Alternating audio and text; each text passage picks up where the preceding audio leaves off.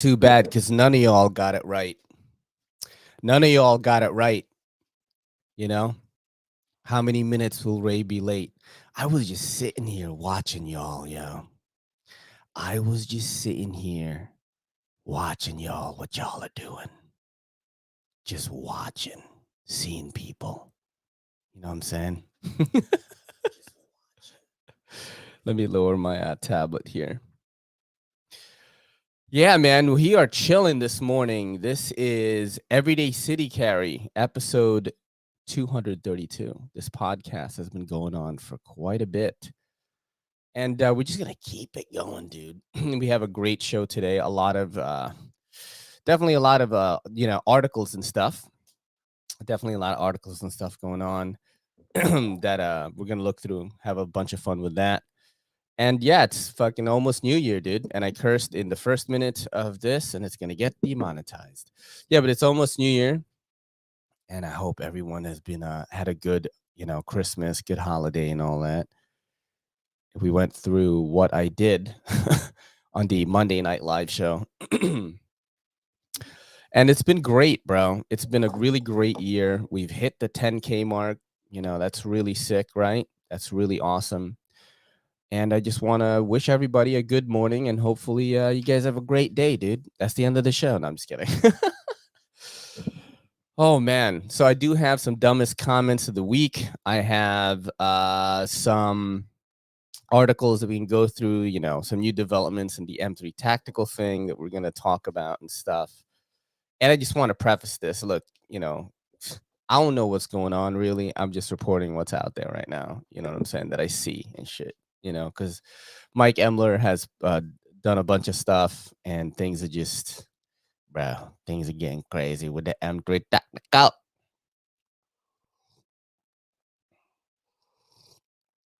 And I don't know who's telling the truth, honestly. I have no idea. I have no idea, but it's definitely fun to look at, you know what I mean, and talk about as a group. We discuss it on here in this early morning, bro. Early morning. On Monday, the live show on Monday night is going to have a lot of things. I'm unboxing a giant package from Mark H, our homie Mark H. Hope he's listening right now. Got your package, buddy. I'm doing the giveaway on Monday. I added a few more prizes to it. I've got a QB knife in there, Spyderco Bradley 2, the Cold Steel 8015, and I'm putting in some, like, a shitload of swag in that one, from Blue Creek, from Knafsale. It's crazy, like, how much you're gonna get, because Knafsale sent me like bits and just a lot of stuff is going to come in this giveaway. So definitely tune into that on Monday night at 7:30 p.m. That is going to be a big one. My homie, the silent golfer, is on here. That's my homie from Urban. I got your package, buddy, by the way. Gonna unbox that today. had an emergency meeting, bro. I had an emergency meeting.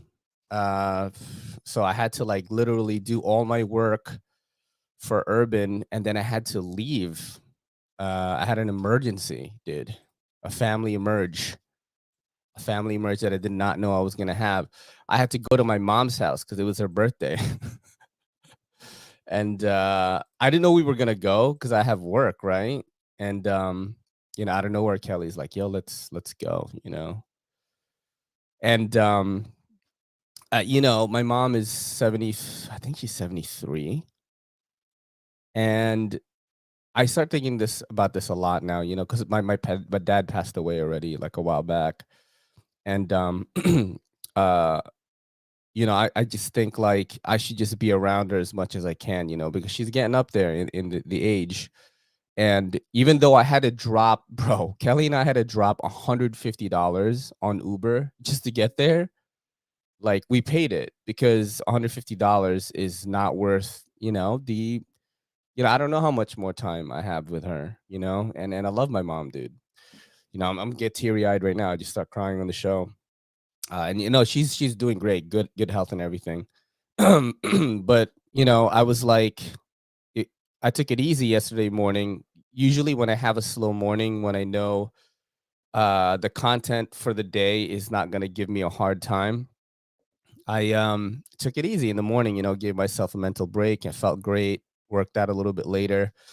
And then Kelly's like, "Hey, we should go," and she's always the voice of reason to me, like Kelly. And I started thinking, I was like, man, I know like my day is always busy because I'm making a lot of content, but I'm like, let me push right now. Let me push, so that I could go to this. Hold on, let me actually stop sharing this for now because we'll watch it in a second. I said, let me push right now so I can get to get to my mom's birthday, right? And then I finished shooting everything and editing everything for Urban at around like 2 p.m. But I had to still edit for my own stuff and I still had to post for Urban and things like that. And then I forgot, bro. I forgot that I was going to be on a call with my EDC collab group, which has like some giants, bro, some giants in there. Everyday Minimalist is in there, even though he wasn't on the call last night. Everyday Minimalist is in there. Accessorize Me is in there, and he was on the call yesterday. We were like on a little Google Hangouts call, with video and everything. We're talking about things that we learned about doing YouTube this year. What's like the biggest mystery that we're trying to solve in 2023 as a content creator? Like really inside baseball inside baseball kind of stuff that you want to be in this call, bro. If you were a content creator, Accessorize Me just hit 1 million subscribers as an EDC and tech content creator. You want to be, and he was like so cool too. So I was in there with John Gadget, Accessorize Me, Maurice Moves, guys that are way bigger than me, max level EDC. I'm talking guys that are like shakers and movers, you know what I mean, in EDC. They're not primarily knife channels, they're mostly spread out. But I was on that call for 2 hours. So, and at 4, I'm like, I gotta leave. I gotta go meet Kelly, at the hospital where she works at, and then take the Uber from there to my mom. So I really had a crazy busy day. And yeah, man, just yeah, I had that emergency at my mom's. I had to go for this birthday thing, and here's some good footage on that if you guys want to check it out here. Bye bye. It's my mom's birthday. Bye. Look at all this. We're doing Korean barbecue at home right now. Love you. What? Yo, this is mad good right now. What the heck? Oh, there's a white. Yeah, it was pretty lit, man. So, yeah, that's one of the things that I definitely want to do is just kind of just take some more time for, people and things that are important to me in 2023. Just kind of give a little more time to that. I'm so focused on making content, bro. And just trying to make the channel the best that it can be that sometimes I don't know how to take a break, Whenever Kelly is like, "Hey, I want to go on vacation," I get fucking upset, bro. You know what I'm saying? Do you guys know for one day that I don't post, I lose 20,000 views on my channel? It's pretty insane, like that you could quantify it like that. And yeah, but sometimes, man, you got to do that, yo. Yo, Matt Hoff, thank you for coming through, man. Sorry, I had a little long intro this morning. Thank you for coming through, Matt Hoff. Hope you can come back again a little bit later. But yeah, it's just things that are on my mind, guys. It's like, so I gotta make time for things that are important, man. The channel is super fucking important, dude. I think about it all the time. It's like, I go on dates with Kelly, and I'm like still, shooting stuff for Instagram, even though even though I'm not working on like knife content, I'm always doing some type of content, man. Like that's all I do. That's all I do, dude. And sometimes it's just tough. It's tough for me to take a break. But last night I actually did it, and I posted it and everything. Everything went well. Posted, did all my work, and it's like, oh, I guess I can do it, So you can do it, guys. You can freaking do it, bro. You know what I'm saying? You know what else you can do? You can go to Asia the Amazing Outdoors and have a great time, bro. It is 90 minutes away from New York City, and it's located in Lower Catskills, Woodridge, New York. All right. A happy holidays from the Asia crew right here. And you can win. I've been pushing this. This ATV is $10,000. The raffle's only $50, bro. 10,000 bones ATV. Polaris 450cc ATV, bro. And you get a Asia Diamond member experience for a day. Second place, you get one free ATV tour. Third place, you get free meals for a day, breakfast, lunch, and dinner. And it is $50. $50 to enter. So the rules are you have to message them on Instagram, your email address, and they will send you instructions on the raffle and how to enter and all that stuff. And they'll send you confirmation. So that is Asia New York on Instagram. And look, I'm so happy we got this to over 2,200 followers. I was saying like we should do that. And it was really awesome. And I know you guys had a hand in that. So much love to you, man. I really appreciate that, guys. Asia is a campgrounds where they have trails and you get patches for trails for completing them. Like these gentlemen here who are riding these bikes, bro. You know what I'm saying? And you get to see, he says here, Asia's Black Trail, Christian Soriano and the MX crew got to conquer it and receive the Black Trail patch. You see what I'm saying? So you do get patches and things, but it's pretty dope. And right now, I was up there. It's a little bit frozen over right now. There's snow and all that, but you can still do the ATV, bro. I didn't get to do it. I was so upset I didn't get to do it, but I was too busy with the family. We spent Christmas up there. But like, look at this. Look how awesome that is, dude. That's so amazing, man. I wanted to do that. The air is like nice and clean. You know, you got that nice snowy air. Bro, this looks so awesome right here. So ATVs are kind of their main thing, but there are other activities as well. You can go tubing, you can go skiing, snowboarding, things like that. Yeah, they have a little bit of everything there. You have food there as well. And actually, the guy who cooked the food was the guy who cooked our Christmas like meal. This guy is amazing. We had a whole like roast pork thing and like crazy, like a whole buffet, dude. This guy is incredible. And what campgrounds, you know, can you name that has this type of service right there? They have a restaurant on site. So people that camp there can just eat and then head out, you know, head out, go hiking. They got like truffle fries, giant cheeseburgers. They got all that. They have wings, bagoong wings, sinigang nachos, like just stuff you don't really expect, but it's there. And you know, kids pick up this ATV stuff like really easily.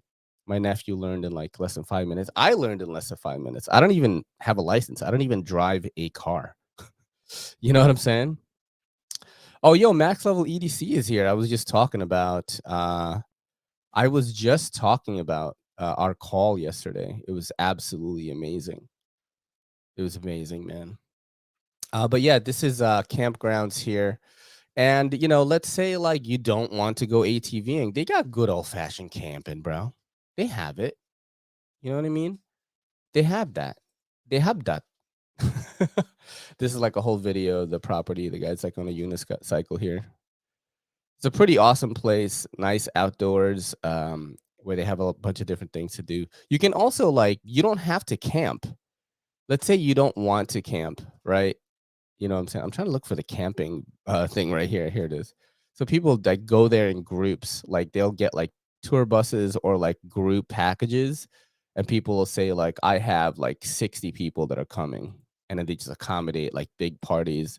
So it's really dope, man. They've got it down to a science, hosting big groups as well. And if you let's say you want to cater an event like your son is graduating or something, you can do that at Asia, bro. Do you want your kids to graduate?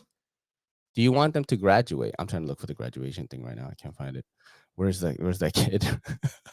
Yeah, right here. Look at this kid. Do you want your kid to graduate, bro? This kid had a graduation party there. This kid is going to graduate his whole life. He's probably going to be a doctor, a lawyer, bro. You know what I'm saying? And you know, increase his earning potential, dude, by throwing him a party at Asia, bro. So they do cater events there, and you just got to give them a call or shoot them a DM actually, and just you know, let them know what you want, and they have people they're hooked up with that can make things happen. So shoot them a DM on Instagram, AZ in New York. And let's say you don't want to camp outside, but you want to enjoy nature. They have homes for rent as well. Homes like this. Look at that, bro. Just be chilling there. Go out during the day, then stay in the house, or you could stay in an RV. That's also an option that is available. And if you want to gamble at night, Resorts World Casino is less than 10 minutes away. I know because when I went to Asia, I had breakfast at Resorts World, and then I went to Asia afterwards. So definitely give AZ in New York a follow on the Instagram. 90 minutes away from New York City, located in Lower Catskills, Woodridge, New York. They're by appointment only, so do not go there. Yeah, and let's get this to 2,300 followers, guys. That's going to be absolutely amazing. Now, the next sponsor of the show is Knafsale, bro.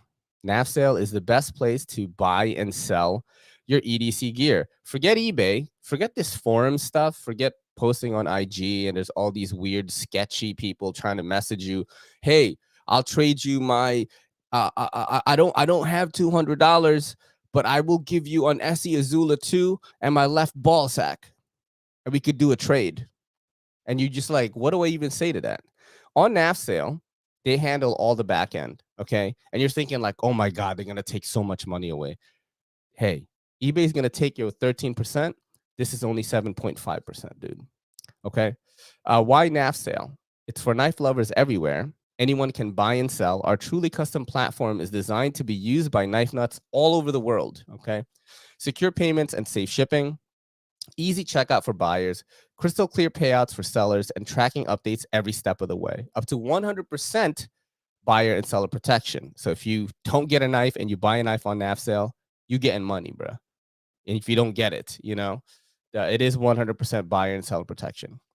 Trustworthy community. Our peer-to-peer rating system makes it easy to buy and sell with confidence.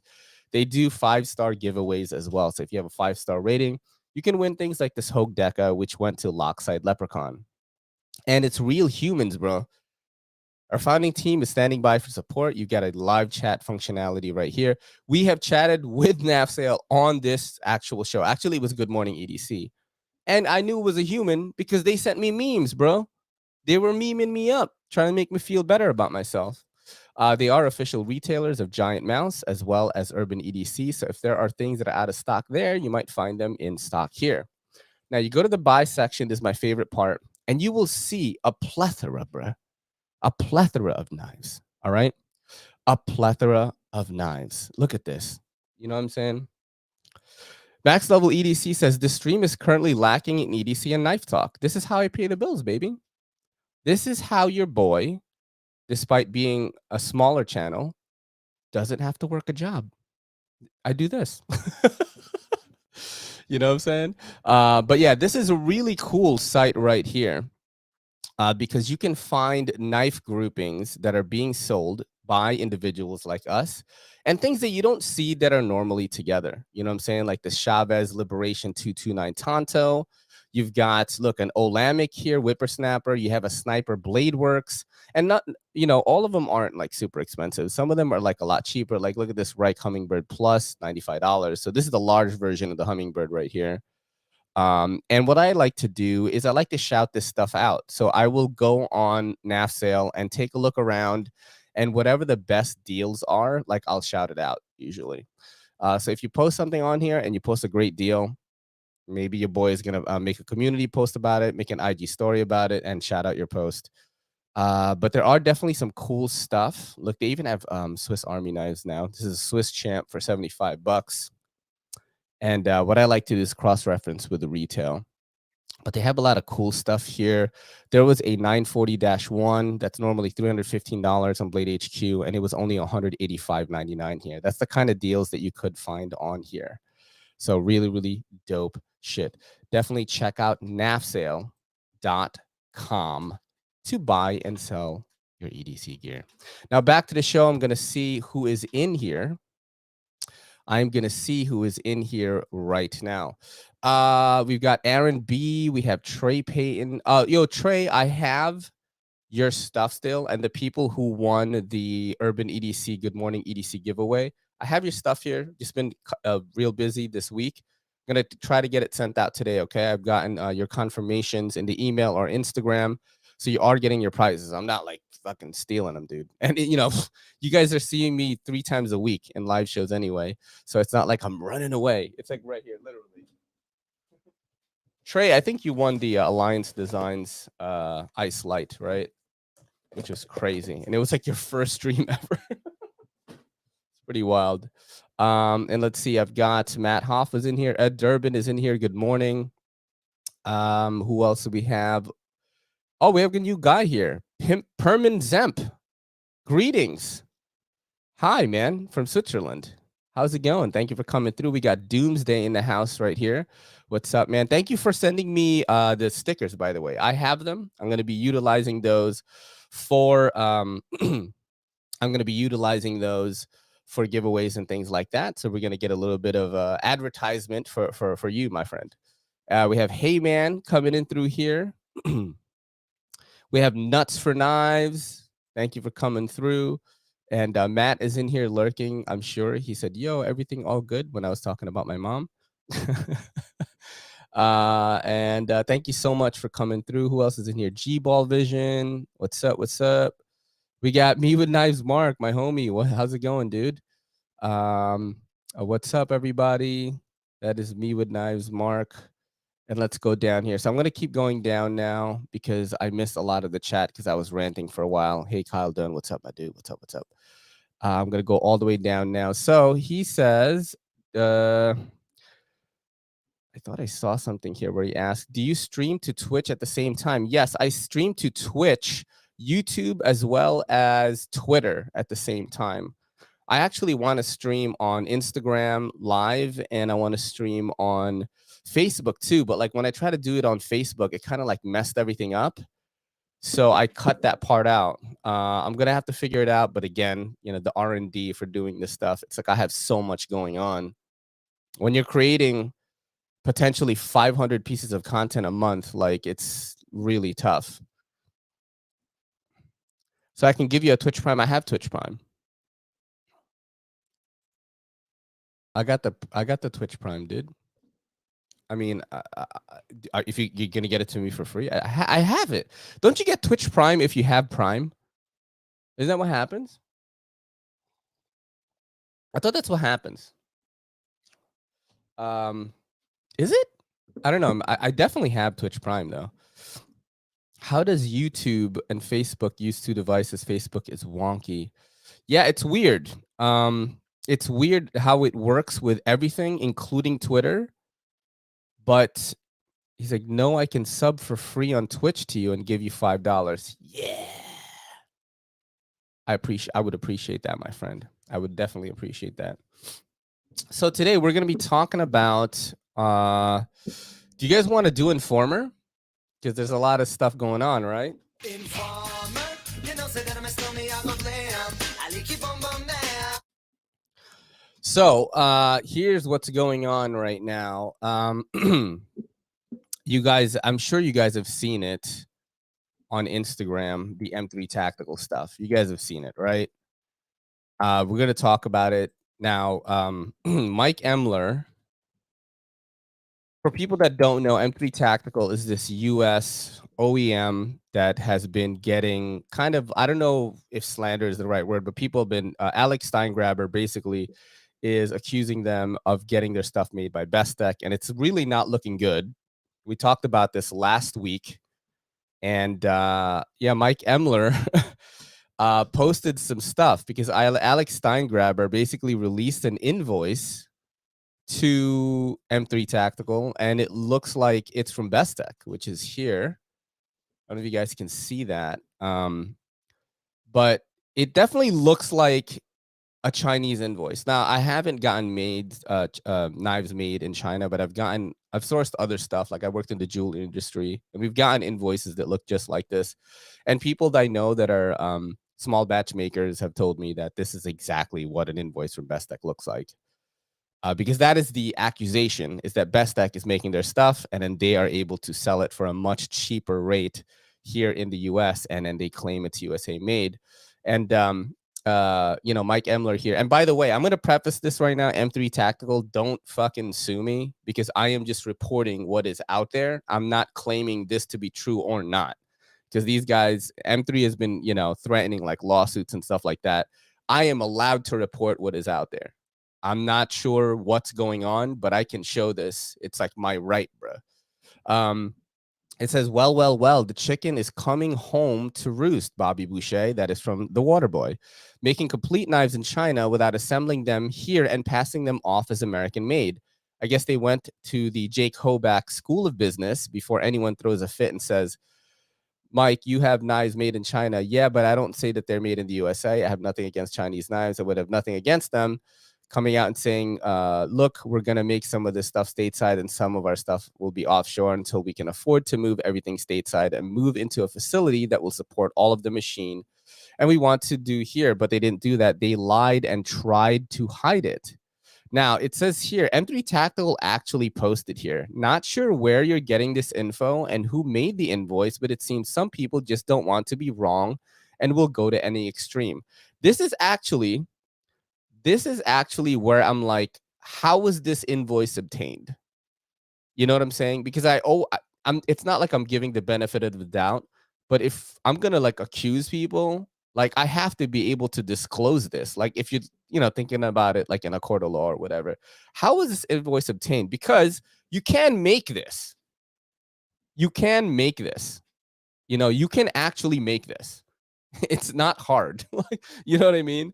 So, but there are like fucking, oh shit, Jesus Christ, what's going on here? Reset it.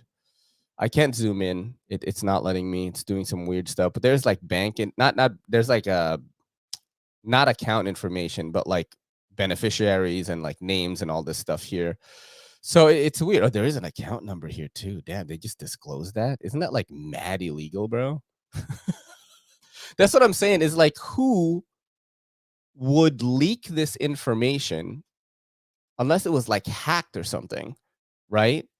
Because apparently there's emails now as well, right? I guys, I'm just gonna tell you this right now. I did the bare minimum fucking research on this. I just wanted us to be able to talk about it as a group because we had fun with it last week. And Mike Emler posted this and he said that I think M3 Tactical might have blocked him. Oh my god, look at this. Uh-oh, what happened? And it says move to China. Bro, savage bird. Move to China. Flawless victory. Definitely blocked. I just looked them up and they're still there. Yeah, so he got blocked. And Alex Steingraber was the first one to put this on his stories and like say this is proof or whatever. It's a weird and odd thing. And I figured we could come together as a group and talk about it. So I'm going to go through what you guys are saying about this right now. Okay. Let's see what's going on. Let's see what you guys say. Right here. Okay. So we've got high quality, yes, but you're lying to your consumers. Knife community will bring them down to earth. Yeah, I don't care. Here's the thing. I get fucking so upset when people go in my comment section when I'm showing like a Riat or a Kaiser or a Bestech or an Artisan Cutlery and say like, oh, this is China made bullshit. I don't care where things are made as long as they are a good product.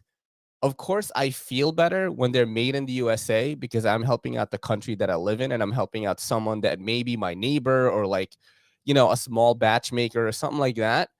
But at the same time, don't lie about it.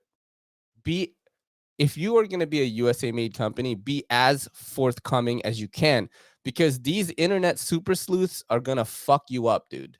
They are going to fuck you up and you're going to be done. Like, you know what I mean? You're definitely going to take a hit. Maybe you'll bounce back, but just be completely honest about it and you're going to be fine. Because right now on the internet, people just like this clickbait, like outrage stuff. That is what gets news. That's why I'm talking about it because so many people are like upset by this right now. And I still don't have a definitive answer. I don't know if they're lying and I don't know if this invoice is procured and created by someone because who would leak this? The person who leaked this is literally risking their own livelihood by leaking this. Or was it like hacked into or something? You know what I mean? And they got some emails and stuff like that. I have no freaking idea, bro. I have no idea. Let's see. 100% lying is not okay, says my homie Max Level EDC. Best deck is super good, but why lie? Exactly. I have actually gotten to try some M3 tactical knives, and they are made well, right?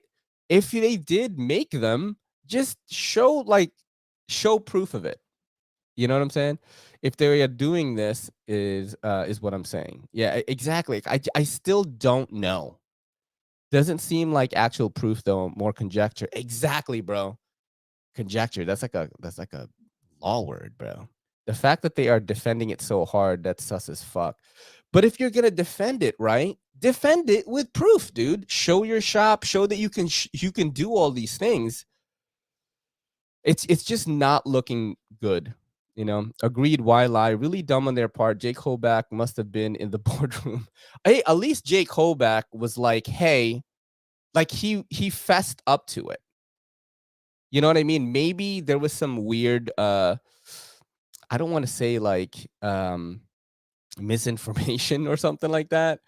Misinformation. They make the frogs gay. They make the frogs. They make the frogs gay. That is Will Sasso as Alex Jones, and that is our conspiracy drop. Where is CPM when you need him, right?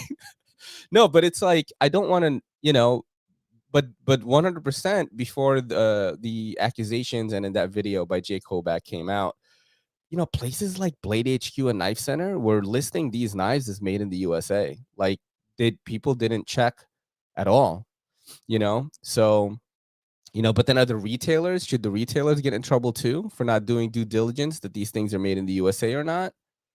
You know, here's what's a cool thing about Knafsale is when we ask them, what if you buy a knife on Knafsale and it turns out to be a clone? Like, you're protected by Knafsale, bro. You know what I'm saying? You guys are going to do an investigation. You can show everything. Like, that's cool. You know, that's why I believe in them. They do stuff like that. But, you know, shouldn't like these retailers kind of be held accountable as well because they profited off this stuff? You know what I mean?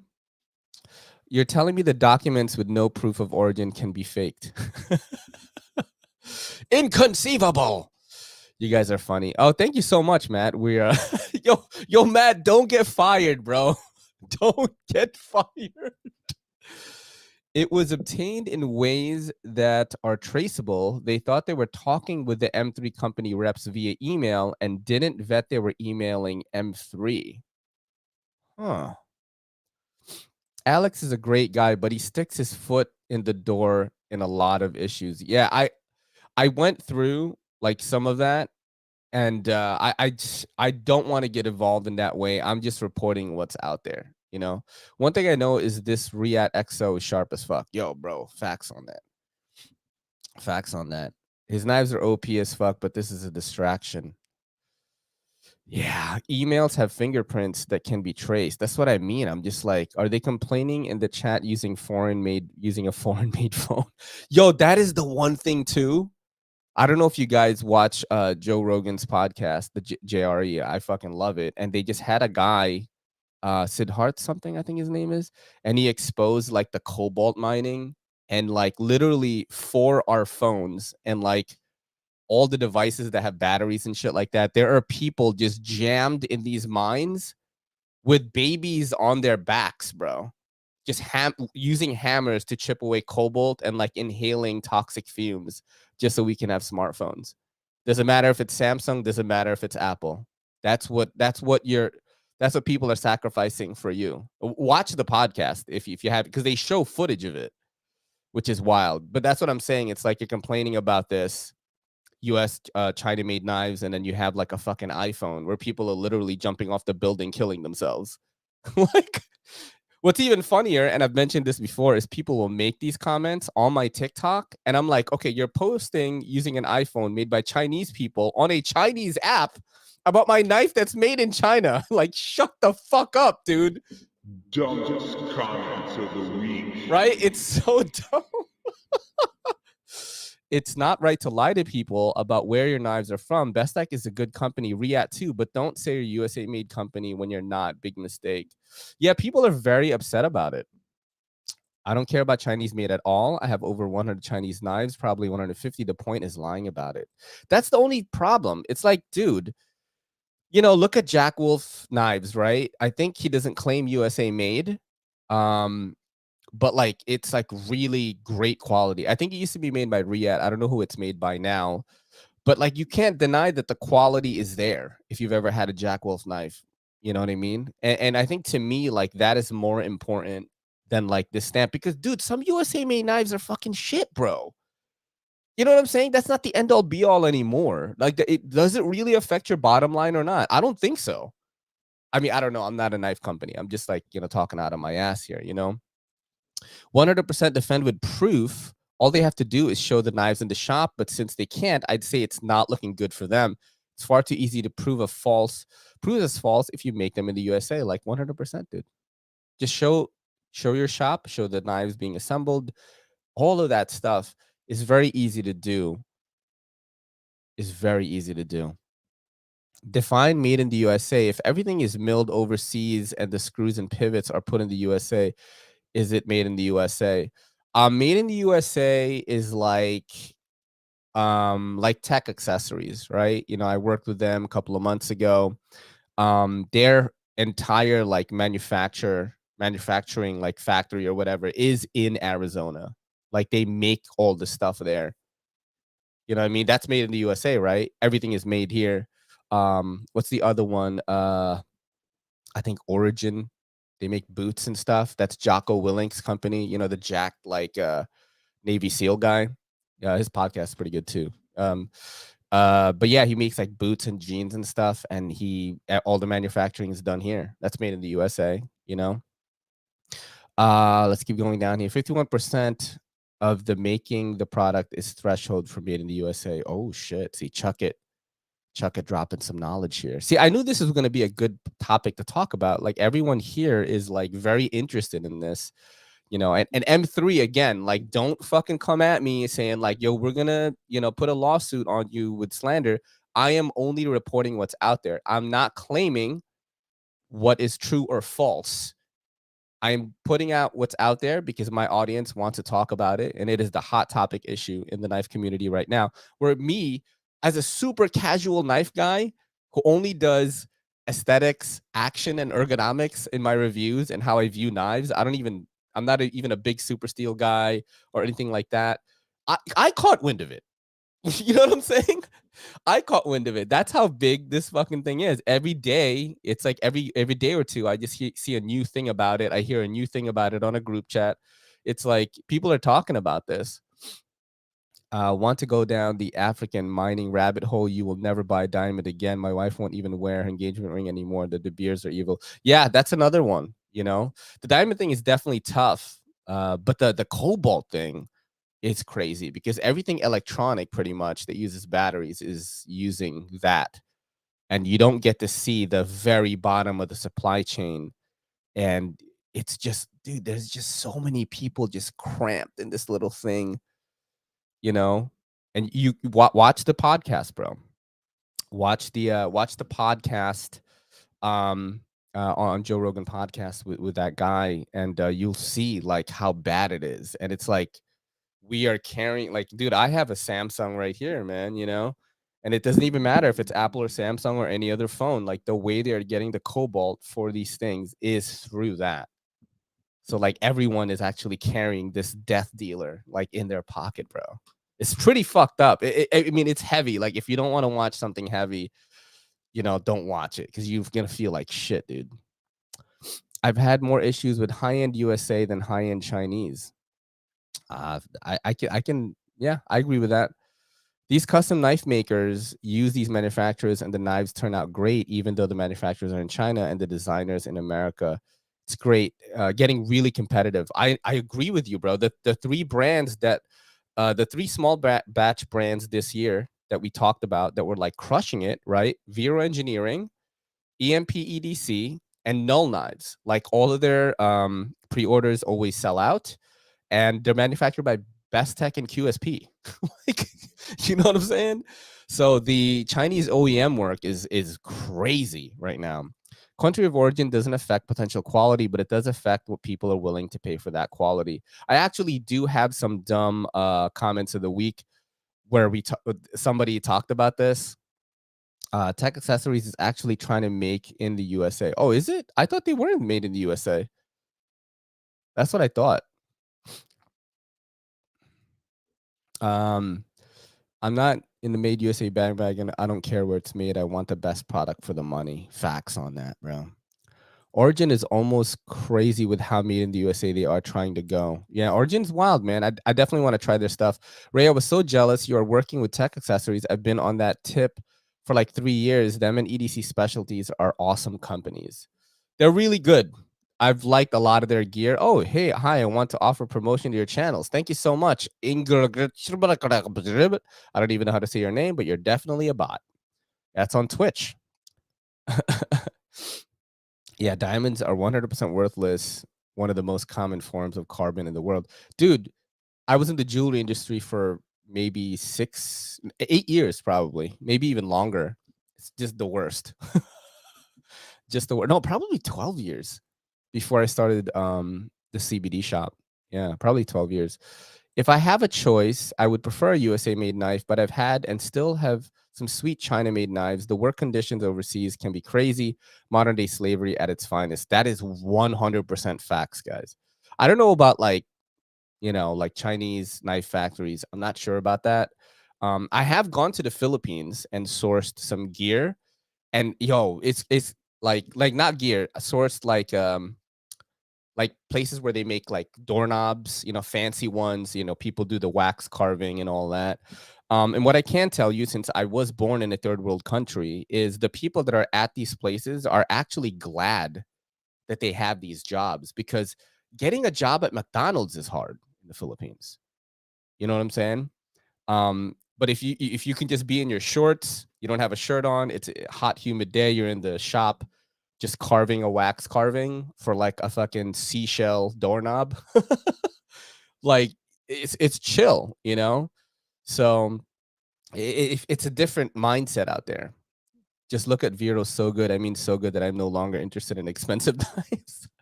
Well, I know this. My friend Max Level EDC is in love with the Magna Cut Hogue Deca. That's like his knife. It's like the knife to end all knives. That video clip from the cobalt mine was wild. For a place where there's not supposed to be artisanal miners, there were a lot. True on that. It was crazy that it's just crazy. Now you want to talk USA made flashlights? Doesn't exist. Literally all the internal electronics are made overseas. Let's see. Googling last night, there's only one made USA cell phone that exists, period. And it probably sucks, right?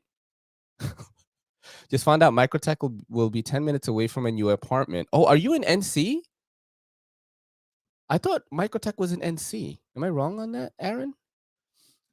Let's go for some we did a lot longer on that than I thought. We did 20 minutes on M3 Tactical, bro. You guys want to do I have an article from Me with Knives Mark actually that we should check out. I'm gonna show you guys right now because this definitely involves us, and it's a very interesting topic. Informer this week is the Informer segment this week is awesome. So this is an article right here, and it says students suspension over pocket knife has parents absolutely floored. So this kid right here had like damn, what sucks is like the knife is like pretty shit too. It's like one of those tack force. Look at this. Right? Okay. All right, so this is what happened. Let me reset this. Let's read what's in the caption here. The caption says Owen Valentino, 17, holds a photograph of the pocket knife that got him suspended for 37 days during the fall 2022 semester. Owen said he freely admitted to school administrators that he had the knife, which he had left in his backpack from a part-time job. So a Catskill High School honors student and Boy Scout, so this guy, it was a good student, was suspended for a total of 37 days after leaving a small pocket knife he used at an after-school job in his backpack, which he handed to the administrators before an unrelated search of his person. Oh, so they were searching him for some reason? I wonder what that reason is. That's that unrelated search. I want to know what that is. So Owen said that he had accidentally left the knife in his backpack after using it to cut carpet for a part-time job doing landscaping and odd jobs at a property in town. He was originally suspended for 5 days beginning October 27, but was given an additional 32-day suspension after a hearing with administrators, a decision that absolutely floored the family. His mother, Colleen Rosenblatt, said the 2-month pause in the teen's education and efforts to fight it have taken Valentino's focus off college preparations, according to Rosenblatt. It has prompted an outpouring of support from friends, scout leaders, and educators who believe that the punishment is unjust, and it has shown a spotlight on the choices school administrators face when they are trying to adhere to federal school safety rules while implementing local student conduct codes aimed at keeping schools safe. Now, let me know how you guys feel about this. I thought it was a kind of a really interesting topic for EDC people. Like, if this happened, I know you guys have kids. If this happened to your kid, like, what would you do, right? If that happened, look at this elbow golf call. Everyday city carry up until the early 30s, pocket knives were required for all students, and you would be sent home without one for sharpening pencils. Yeah, man. I mean, dude, right? The unrelated search was because someone accused them of vaping in a school bathroom, I believe. Imagine punishing young people for being prepared. It's tough, you know. Oh shit, I got a thing from, holy shit, from Jeremiah, bro. Shout out to Jeremiah. Appreciate that, buddy. I don't know how I missed that. So sorry about that. Thank you so much for that super chat. I appreciate it, dude. I hope you got your prizes, by the way. You got it, right? Let me know. I think you did.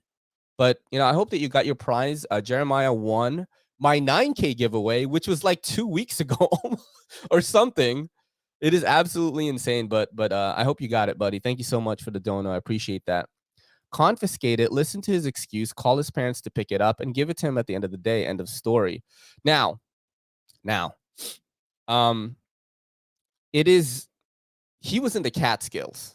All right. That is like, you know, Your Honor, Exhibit A, right? Because it's like woodsy and shit. Asia is in the Catskills. So I would expect the culture of young people to be a little bit different than, let's say, here in New York City. You know what I'm saying? Now in New York City, I went to high school in Hillcrest High School, and we had a metal detector, bro. You know what I'm saying? You needed a metal detector to go in. We had a nursery because we were number 2 in teen pregnancies in the fucking city. And you know, that's not a place where you want to accidentally like bring a pocket knife, right?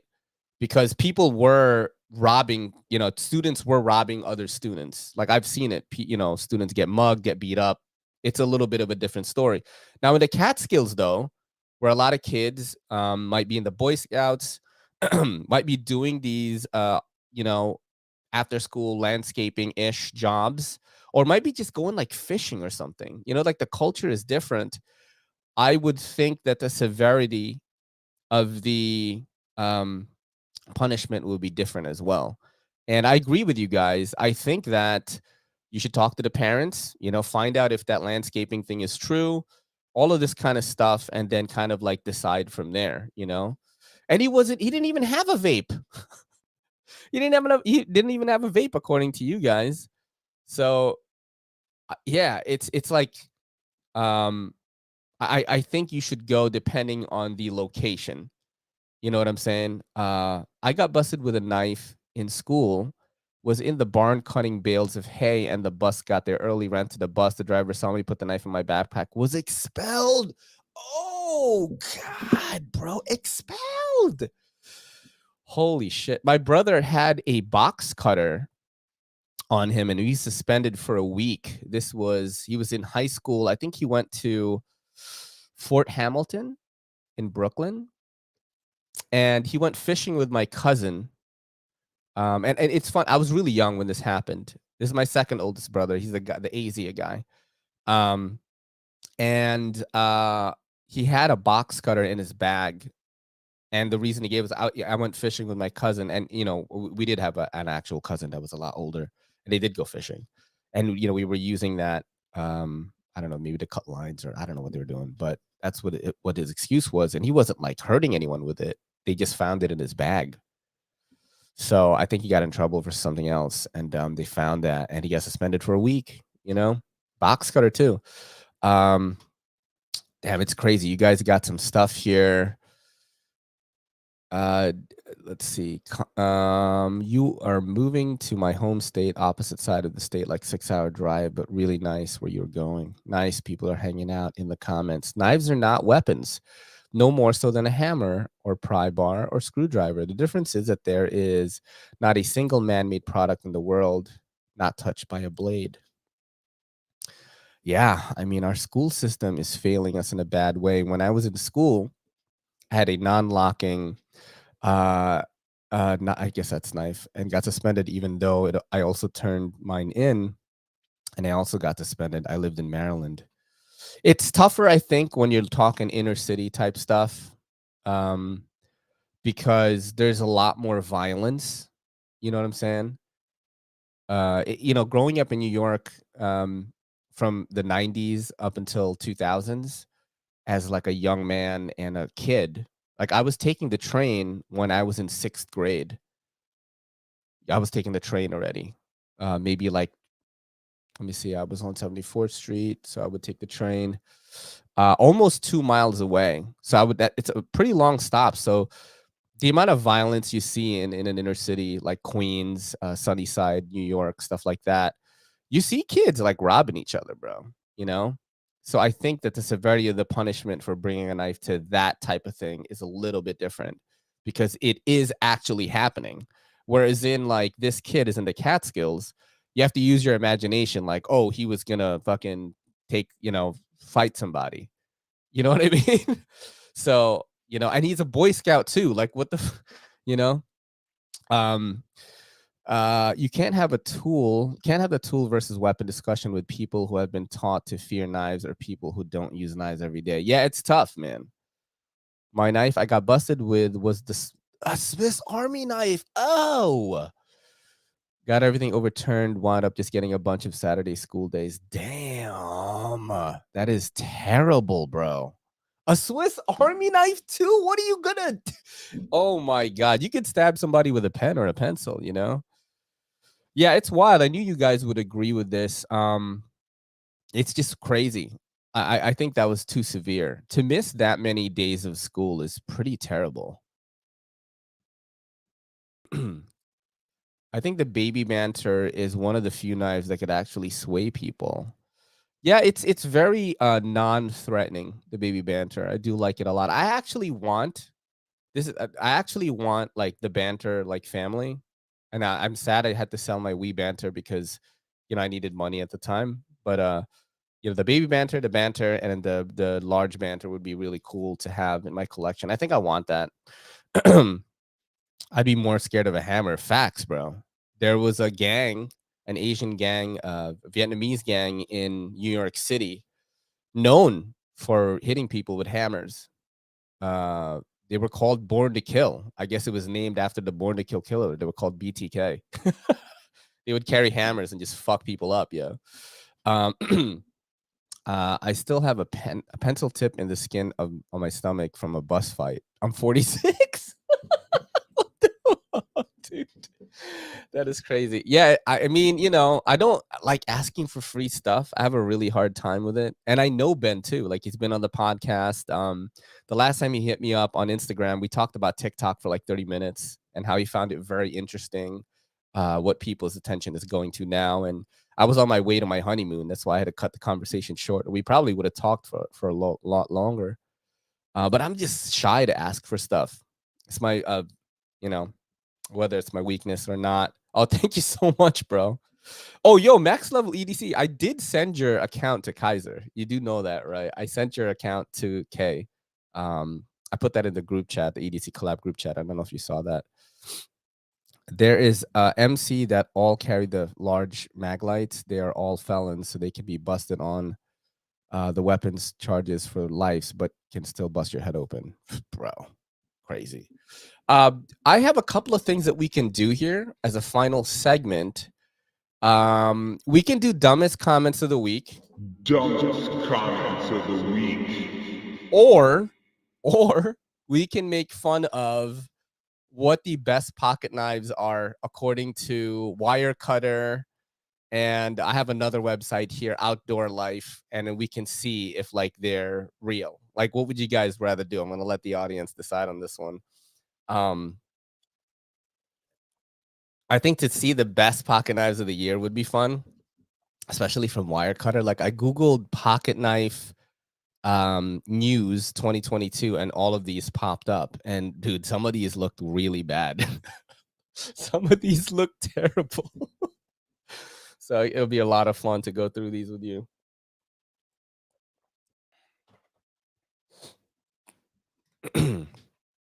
All right, here, let's do this. I don't have any articles for that, bro.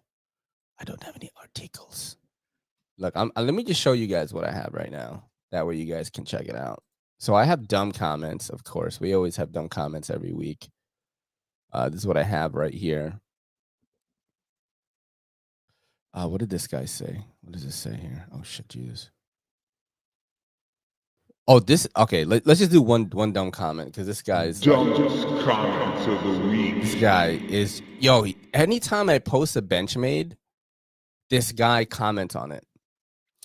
And look, this is I'm gonna read to you what he wrote, and it doesn't even make sense. Call minute on another post about Benchmade knives. I'm sure he commented, so this guy clearly can't type. They're all hype.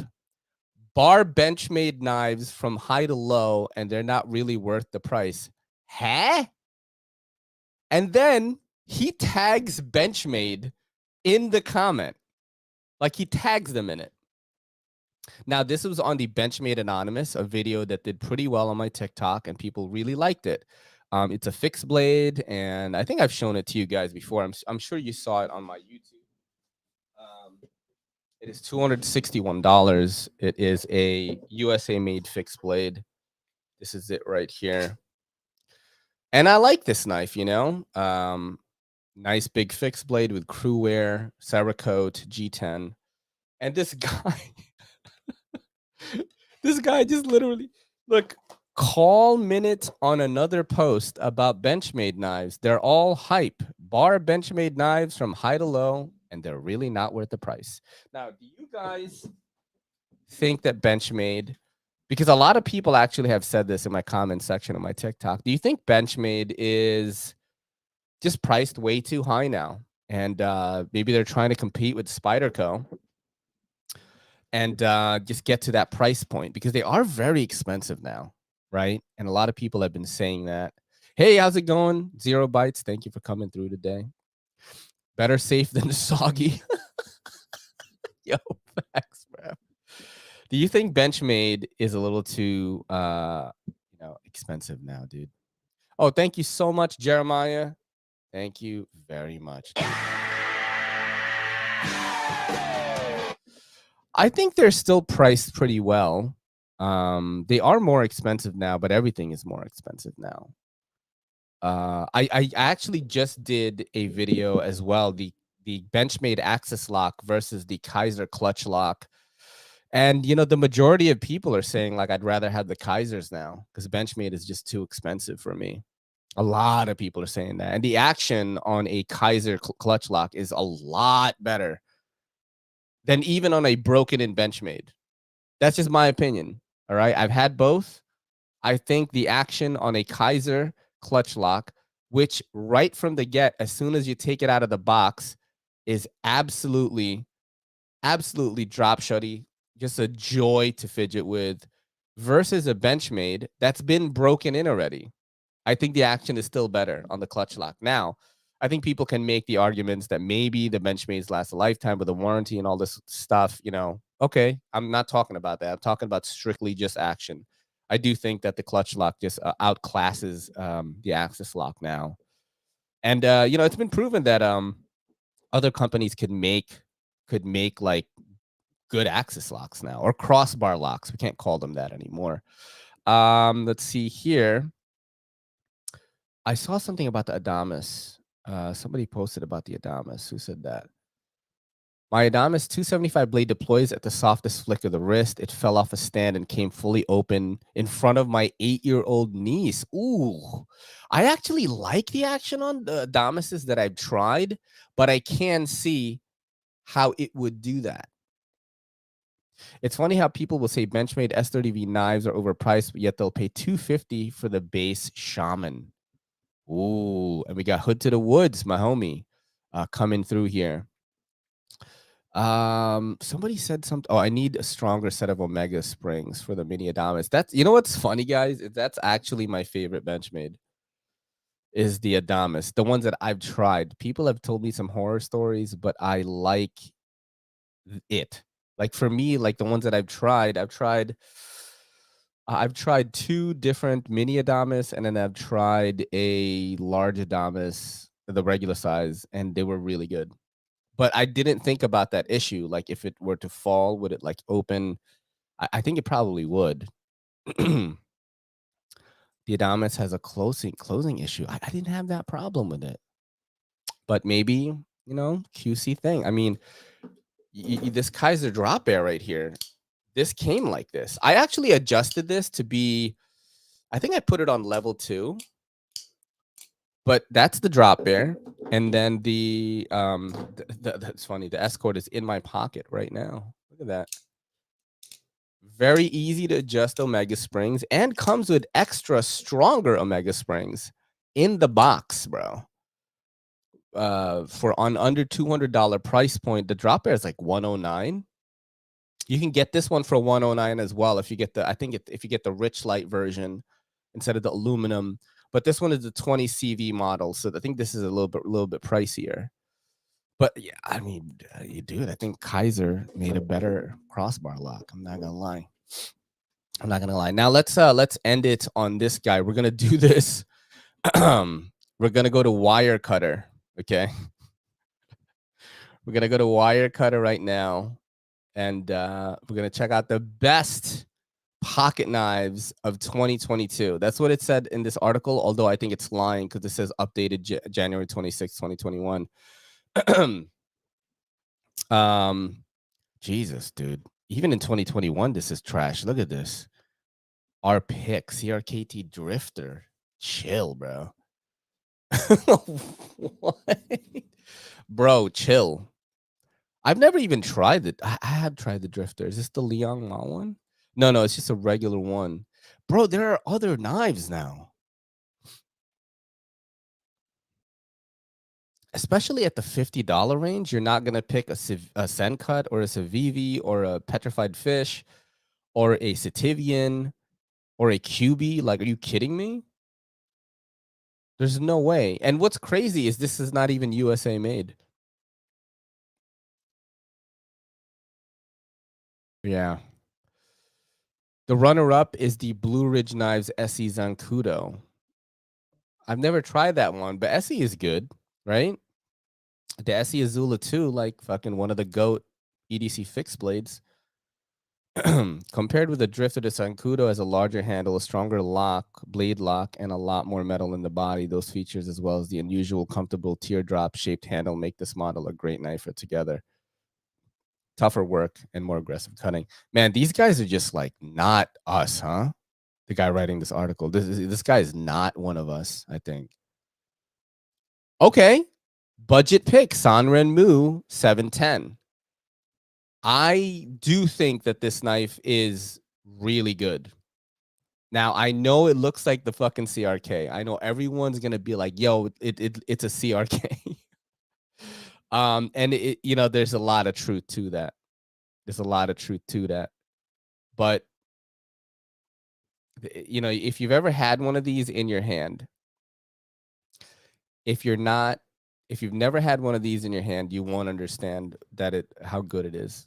Yeah, it is a decent pick, but it is kind of like cloney, not counterfeit. It's kind of cloney a little bit, or it's just a little bit too inspired by fucking, Chris Reeve Knives, Sabenza.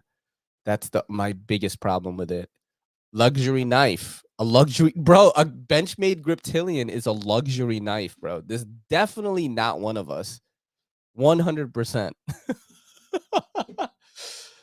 You know what I'm saying? If you want a larger budget and want a knife that nails all of the little details, we recommend the Benchmade Mini Group Ceiling. I can't even. I don't even think I could do this. This is oh my god, bro. Buck Knives 55, bro. All right, I think we have to stop this article right here. All right, we're gonna go to a different one. I have another one that is a little bit better. That was hilarious. Oh my god, that's so funny. This one is from Outdoor Life. Okay, look, some of these looking all right, right? The best pocket knives on there. You have the Benchmade Mini Adamas, best overall. Holy shit. Some of you guys are going to be upset about that, right? Best EDC, Benchmade 940. When was this made? Oh, so this is November 16, 2022. This is very current, guys. Let's see what he says and see if he's one of us, okay? This is written by Drew Conover and Scott Einsman. I've been lucky enough to own and handle many of the best pocket knives, including production and custom blades. Now, the Fifth Amendment protects me from from self-incrimination, so I won't say how many knives I currently own. Is it even, do you even get in trouble for having a lot of knives? Or have owned? Because it's possibly that my wife will read this. Ah, got it. Okay, I understand. He was joking. So let's go right here. If you don't want a drawer full of knives, everyone does, and just want to find the best pocket knife for you, I put together a list of the best pocket knives for a variety of users and uses. Okay, so here we go right here. Here we go. Here we go. The best overall is the mini Benchmade Mini Adamas. Best ultralight is Benchmade Bug Out 5353, which I actually have right here. Best corrosion free Terrain 365 Invictus. Do you guys know what that is? I'm gonna look it up. Oh, this guy. Oh, this guy is definitely one of us now. Because I saw this on Jared's page. Right here. Right here, right? I think Jared posted this. So did Metal Complex. A lot of people posted this one. Like a lot, bro. So this guy is one of us. This guy is one of us. This 375 bones. You're looking at blade material cobalt. Interesting. I bet those people that we were talking about mined for it though. You know what I mean? You got titanium. Okay, so this guy is 100% one of us. He's definitely keeping track of what's going on in the knife world. Let's go back to the list here again. Best knives for under $50. Do not agree with this one. So this is the Buck 110 Slim. I'll show it to you guys right now if you've never seen it. I don't know. There's just so much competition. Oh, they don't even have it's a Cabela's link and it's not even here.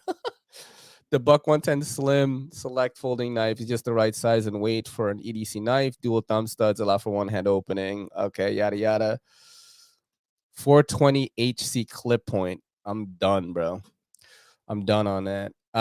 It's very hard. Max Level EDC said it best. It's very hard to go full USA made with this list because at $50 especially, yeah, $50 especially, it's a very competitive market now. What's up, Nathan Nedick? Thank you for coming through today, my friend. We're talking about this list right here. Best knives of 2022.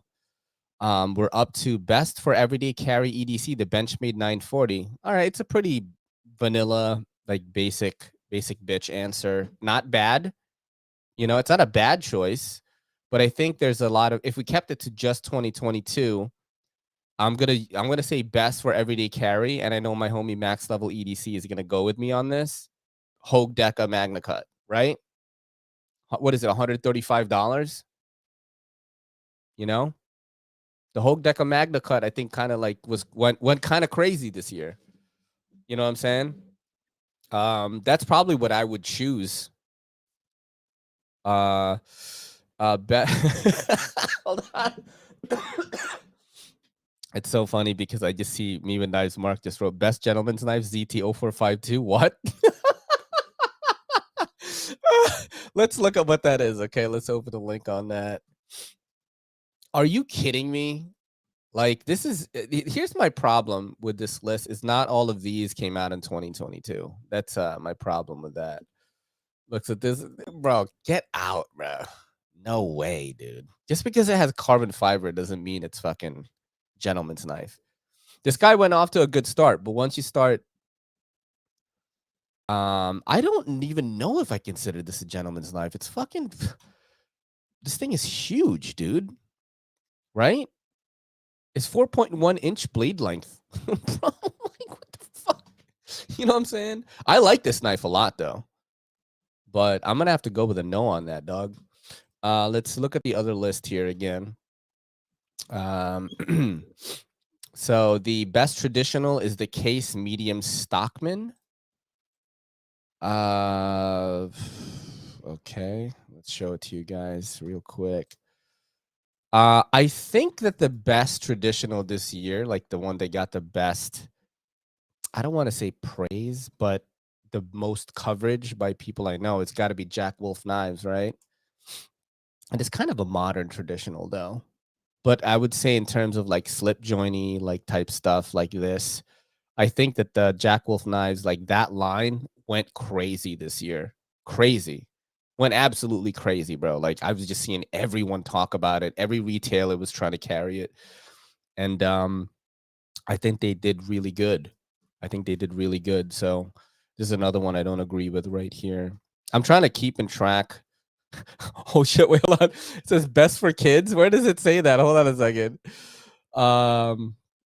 Best for kids. Opinel number 6. I am gonna link. Let's look at that. Which Opinel is number 6? Oh, this one. I mean, isn't it like, here's the thing, and Nick Shabazz talked about this. Isn't it less safe to have an Opinel because the lock, like, it's not that safe?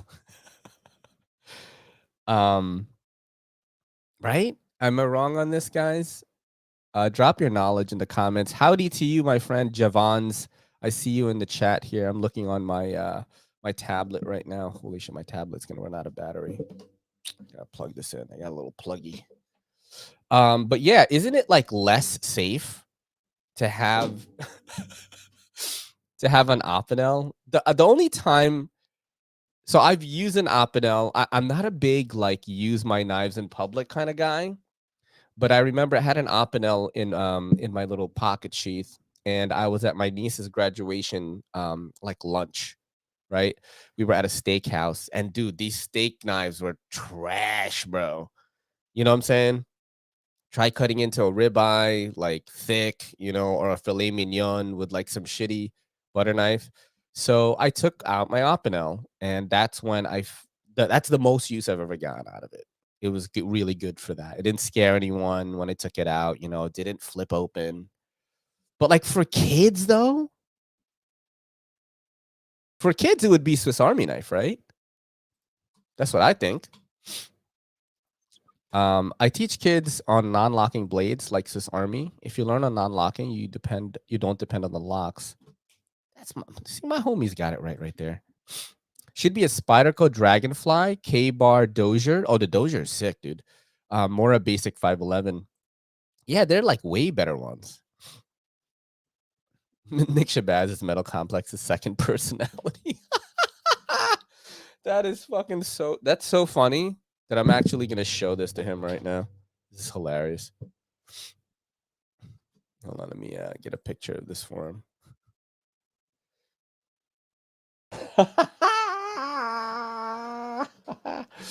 All right, let me do that. He's gonna have a laugh at that.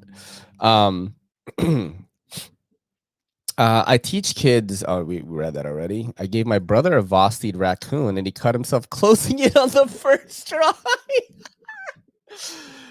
Damn, I could see that happening. Spyderco Squeak is kid safe. Let's look at that. Actually, it's a Spyderco Squeak.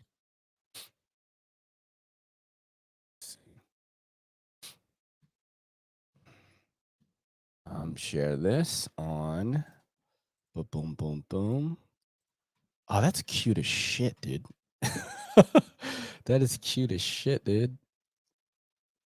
Yeah. Is this locking, bro? This is cute as shit, dude. I would definitely do this. So cute. Look how small it is in this guy's hand. That's cute as shit, though. That's a good choice. Yeah, that's definitely a good choice. I like that. That's awesome. I gave my daughter a CRKT Polar. You guys know I love the Polar. If you just look at my logo, there's a Polar in it. One of my favorites. Swiss Army knives have cut me more than anything. But yeah, if you teach properly, I agree. Yes, sir. I watch every video they do, but they both do. You guys are so hilarious. They are two different people. I've confirmed this. One thing I don't agree with are knives with blunted tips for kids. Yeah, that's stupid. Nope. Yo. I even told him it was finger safe for closing. You just push the button lock and the blade falls, and he cut himself. Spyderco Grasshopper is a good kid's knife. They're a bit older for the slicey dicey. Squeak is non-locking and has a finger choil. I'm back. What I missed. We're going through this list right now, and it's like a lot of fun. Actually, it's just like this is Outdoor Life, and this is their best knives of 2022 here. Let's keep going. Now we have the best for hunting is the Outdoor Edge Razor Pro. Right. Let's check out what that is. Man, this guy has a lot of links to Cabela's. I'm not a big fisher hunter guy, so you guys that do this, let me know. Like you know, your boy wants to go hunting. Like it's one of my dreams is to go. But you let me know if this is a good one. I see replaceable blades here. Let's get a close up of it. I see replaceable blades. What is this kind of locking mechanism here? Interesting. And it is $60. The Outdoor Edge Razor Pro double blade folding knife combines a 3.5 replaceable surgical steel blade with a stainless steel zipper blade to accomplish all of your field dressing chores. A black oxide coated blade holder supports the replaceable blade to give hunters the strength of a traditional knife with the sharpness of a surgeon's scalpel. I don't know anything about this. Just wanted to show it to you guys. Sheep's foot blade are good for kids, no risk of stabbing. Because it's down. Yeah, I guess that's true. I'm bloody fucking late. Yeah, bloody fucking late, mate. My oldest daughter loves her CRKT crossbones. I remember the crossbones. That's a cool one. Horrible for hunting. Oh, max level EDC. I actually ate bear for the first time during Christmas. Somebody shot a bear about 2 weeks before and brought over some bear stew. I enjoyed that very much. I agree with the ultralight being the 5353. Yeah, it's pretty good. You know, the knife is basically a churched up utility blade. Ray, come down to Delaware. We can go hunting at the zoo. At the zoo? What do you mean, bro? Like an actual zoo? Or are you talking about some type of hunting ground? My first knife when I was a kid was the classic Swiss Army knife. I kind of think I would go Swiss Army like a cadet or something, like something really small, you know. My buddy loved the Outdoor Edge until he busted off one of those razor blades inside an elk and then couldn't find it. Oof. Yikes. I would think that fixed blade would be the way to go, but I could be wrong. Like one of them Benchmade joints. I see Steven Ranella use it all the time in Meat Eater, my favorite like hunting show. Love that show, dude. I may be outvoted, but for hunting, I want a fixed blade. Yeah, that's exactly what I was saying. I don't want salmonella on the pivots when I got anything. Facts on that. I'm sure your connection to Asia can help you go hunting. Yeah, they do offer that. Like the woods have, like, like game in them. I'm eating balut tonight. Nice. Are you, bro? Do you guys know what balut is? Let me give you a little bit of a lesson here. This is so much fun. Balut is they used to have it. They used to have it on they used to have it on Fear Factor, that show with Joe Rogan. and it is an underdeveloped duck fetus. It is a delicacy in my country, the Philippines, and I've eaten this many times, and this is what it looks like. So the duck is actually like underdeveloped, and it looks very funny. You know what I'm saying? But I've eaten it. It tastes pretty good. It tastes kind of like egg with some weird texture. Look at this dinosaur right there. Would you eat this, my friends? And also, I'm trying to get Kelly to eat it. So, do you guys? Why don't we when we hit 11K? Why don't we eat this live on air? What do you think? You think that's a good idea? It tastes. If you could get past like eating the duck, I just eat the duck really fast. The rest of it tastes really good. It tastes just like egg. There's like a soup in it, and you put like salt on the top of it. The duck is weird because the texture is funny, and you could kind of like the baby feathers are more like hair, the way it feels. But I remember I would go to high school and I would have balut, and I would like bite the head off in front of my classmates, and they would get so freaked out. Yeah, it's a good little side information for you guys. But do you guys think Kelly can eat it? Do you guys think Kelly can eat a balut live on camera? I've given my daughter a few knives here and there. Best so far was the artisan Tasset. She loves it. What is that? Artisan Tasset. Oh, damn, dude. How old is she? I know the Tasset. This is a good one. Number one knife, Mora 511 basic proper skills. I'm gonna look that up actually right now. 511 Mora knives. I got like an actual actress named Mora. That's what I got. Oh, this one. Yeah, everybody sees this one. Right here. Yeah, I mean this is a good knife. This is like the pretty basic knife like everyone says is really good in terms of like outdoorsy kind of shit. More is like the shit, right? It's a little big though, right? Especially if you're like a city kid. You know, I in the city, like New York City, I definitely don't carry a fixed blade. I like them, like I have a bunch at home, but I just don't need to see a fixed blade. But for like going outdoors though, I think this would be lit as fuck, dude. Yeah. Let's go back to the list now and see. And let's see what everyone is saying about the balut, bro. What's anyone saying about it? Joe Coy bags hard on balut. Had the head hanging out of my mouth. I had no issues eating brain, raw meat, insects, but balut just turned my stomach. He said, I'd rather eat insects. Why? It's just a bird. It's just a bird. I did a video on TikTok about eating it. I used to live around the block from a place that had that on the menu. Look at Matt Hoff. Hell no. Sounds crunchy. Yup. Like Max Level EDC is like, chill. I don't want to eat that shit. It's true though. It's a weird thing. Wasn't that the bear from Jungle Book?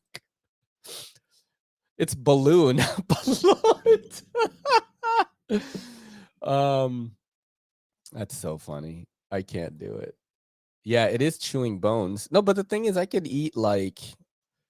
chew bones. Like bone marrow is delicious. And also like sometimes you're eating chicken wings, you want to get some of that cartilage. It's good. It's good, dude.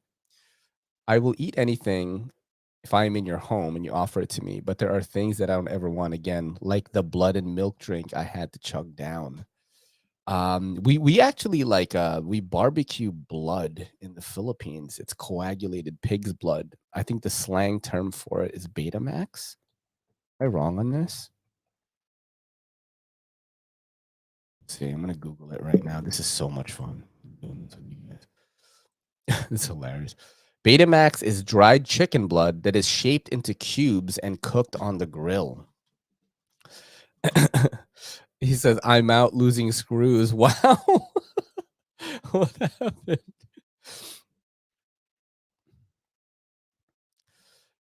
Brandon, did you get the check mark at 100K? Brandon is at 400K. What do you mean?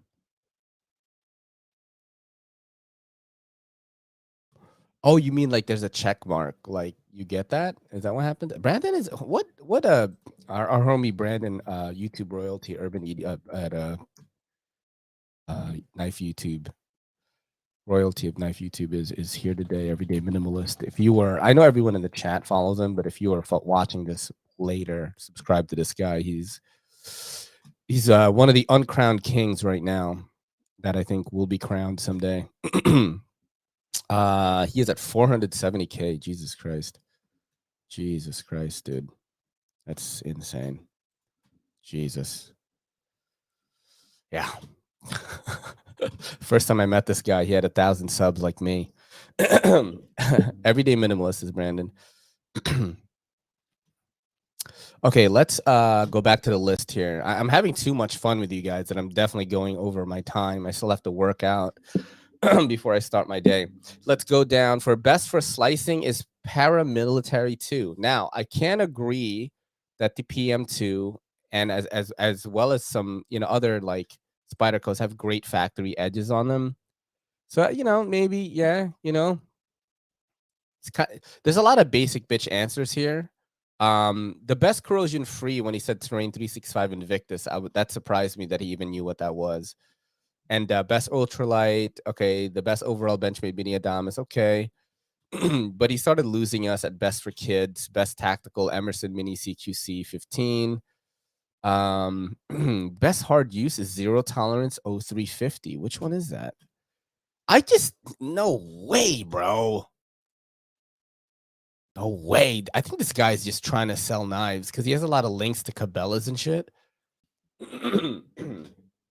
I am not doing best hard use for fucking this right here. No way, bro. Nah, I'm not doing that. I'm not doing that, bro. I'm not doing that. I know it's a Ken Onion design. It definitely looks like one. Kershaw Lincoln 20 CV is great in my opinion. Spyderco Gale Bradley 2.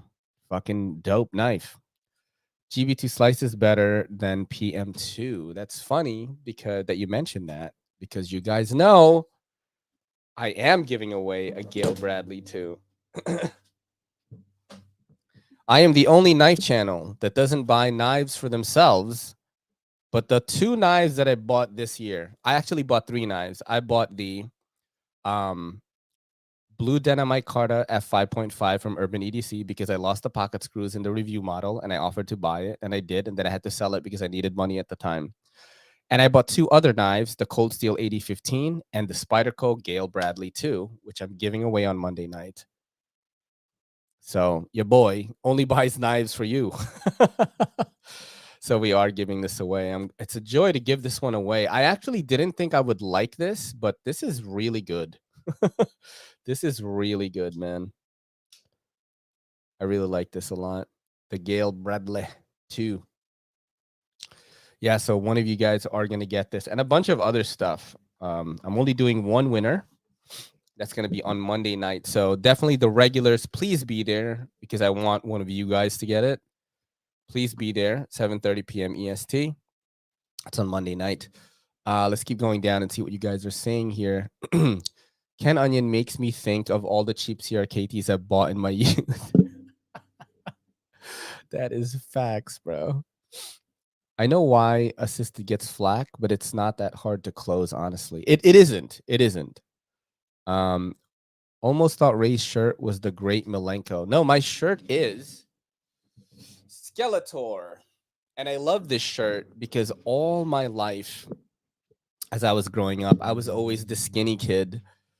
And, they would call me things like Skeletor. Even my brothers did, But guess what? Your boy is bigger than his brothers now, which is amazing, And, yeah, you guys saw that transformation. And it was fucking awesome to do that in front of this audience that has been with me for 5 years. Yeah, so I bought this when this came out in Comic-Con. I think it was the 2 years ago one, 2021. I was like, I have to have that because that's what they used to call me. And then I look at all the people that I grew up with too, and I'd say out of 50 people, everyone's out of shape except for like 3 of us. So, you know, we're all in our 40s, and yeah, who's the fucking Skeletor now? You know what I'm saying? Who is the fucking Skeletor now? I am still Skeletor, but you're Fat Door now. Just kidding. All right, let's keep going down here. I suggested that you grab that Gail Bradley too. You should give it to me, bro. You did suggest it, and it was a great suggestion. But I got to be fair to everyone. You know, I love everybody. What's up? Ken switched to CRKT after being with Kershaw for years. Wow, dude. I literally just finished bashing a cold steel with a mallet through somewhat a 2x8. Nothing is stronger except maybe a shark lock. Yo, cold steel got that dope lock, the triad lock, bro. The Yorkening. The Yokening. The Yokening. The Yorkening. I've dabbled with both in my 20s. Then when I took the plunge on a 535 GRY-1 bug out, it was all over for the budget of the budget. Yeah. I know you were a Benchmade guy. I did it with the SR1 Lite and the Air Lite, and the Air Lite survived. Dude, the Air Lite survived, bro? That's crazy. It's a Demco lock. He made both Triad and Shark lock. Damn. Man at Arms was my favorite after Skeletor. Man at Arms was sick, dude. That's the guy with all the weapons, right? Yeah. I also like the guy with the faces that had like all these faces. His face would spin. And the Juggernaut kind of guy that had like the hammerhead. Dude, He-Man was the shit, dude. He-Man was the shit, bro. Check out Max Level EDC's video on that if you're curious, by the way, what he's talking about, how he batoned on these things. Let's go back to the list and finish off what we got going on here. Ew, dude. Best for assisted opening Kershaw leak. Now, that is a great knife, but like, there's got to be better assisted ones now, right? Huh. I swear to God, if this links to a Cabela's link, or links to Amazon, this guy is trying to sell knives. That's what he's doing.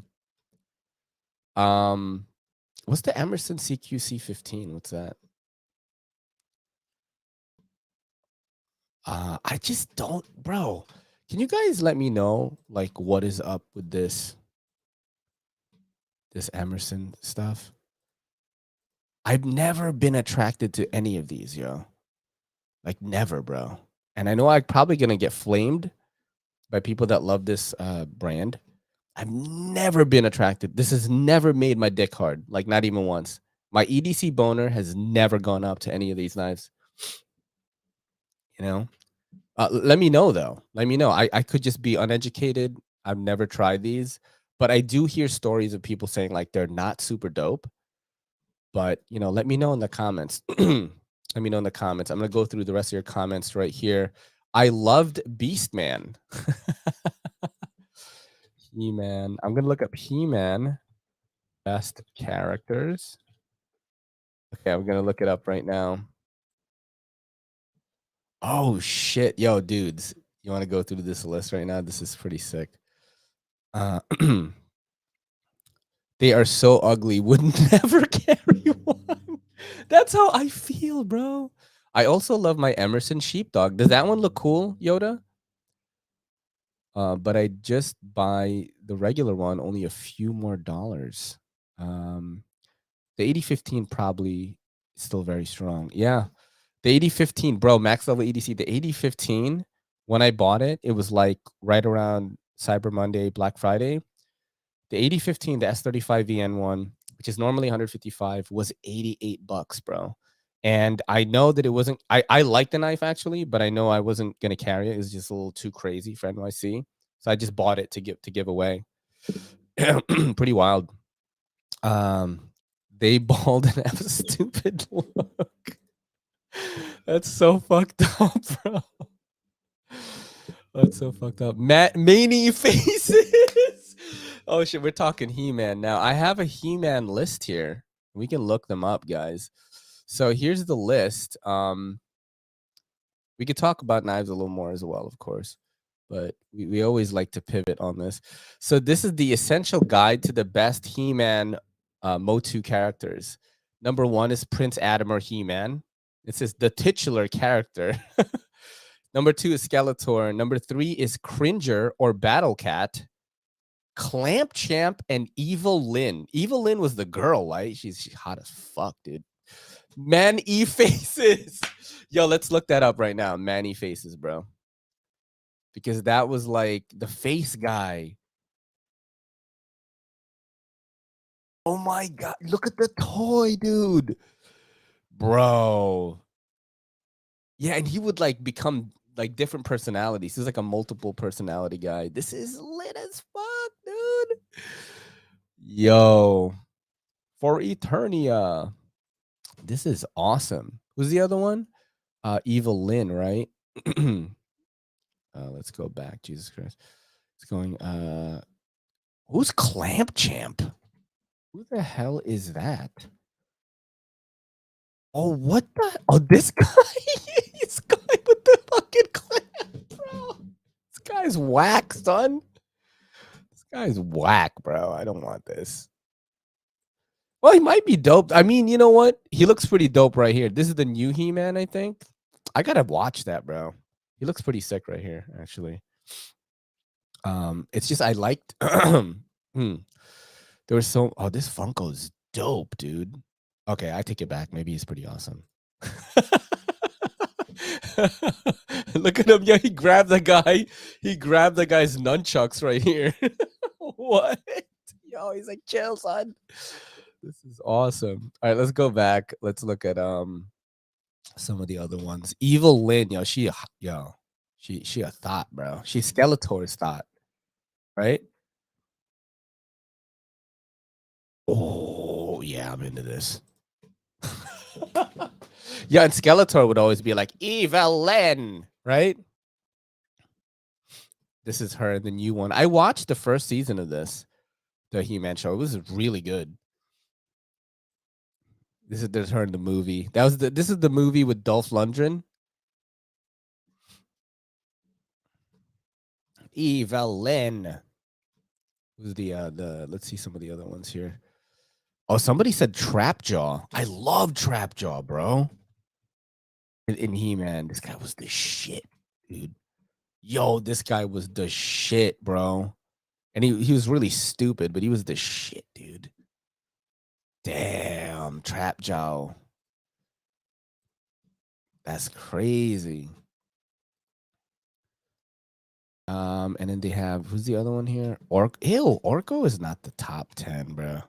Man at Arms, I agree with that. Beast Man was the shit. Yeah, Beast Man. He was like one of the. He would always be with Trapjaw. He was just like a strong guy, a strong beast guy, dude. Damn, look at this. That's wild. Beast Man, bro. Okay, time to do G.I. Joe. G.I. Joe was cool too. I watched that. Definitely. I like Snake. Of course, Majin. I like Snake Eyes the best. Remember there was like a reporter guy in G.I. Joe and he just had a camera and just like reported the news. That was so trash, bro. But he was like a pretty big character and he would like hack stuff, I think. Who's the last one? It is who's the last guy? Let's see. It was Man at Arms, dude. Man at Arms is the shit. He was really cool in the new show. Sorry about that. I gotta drink water. This dude was a shit, bro. Yeah, this guy was awesome. This is the old toy. Damn, look at that, dude. That's sick. That is sick. I'm into that. It's dope. Man at Arms. Let's see what you guys are saying in the chat right now. Is it not tactical enough to carry an Emerson? I'm not tactical enough. Me too. Emerson wave opening is genuinely a good idea. Yes, the sheepdog is a Bowie blade. They make a mini version. It's a flipper model. Another one is the Elva Emerson. Okay, so I'm going to look this up. Sheepdog Emerson. Because all of them, I'm just like, yo, I'm not. I don't know if I'm into this, man. Yoda, I'm not sure if I'm into this, bro. Oh, that wave is tough, man. Maybe if I was like tough like this dude right here, you know what I'm saying? Maybe if I was Stone Cold Steve Austin. I think Stone Cold probably carry a Cold Steel though, right? Like some type of large Bowie or something. What's the other one? He said the Elva. Elva Emerson knife. This looks pretty cool. Okay, that looks pretty cool to me. I don't like the way their knives look regularly, though.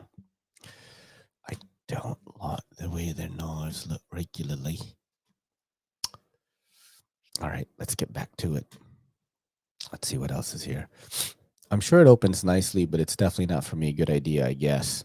The question, and can tell me about your kinks. What was it, Sorceress, Evil Lynn, or Shira that you went to the bathroom with you? Do you want to know who? I went to the bathroom the most with this girl right here. Okay.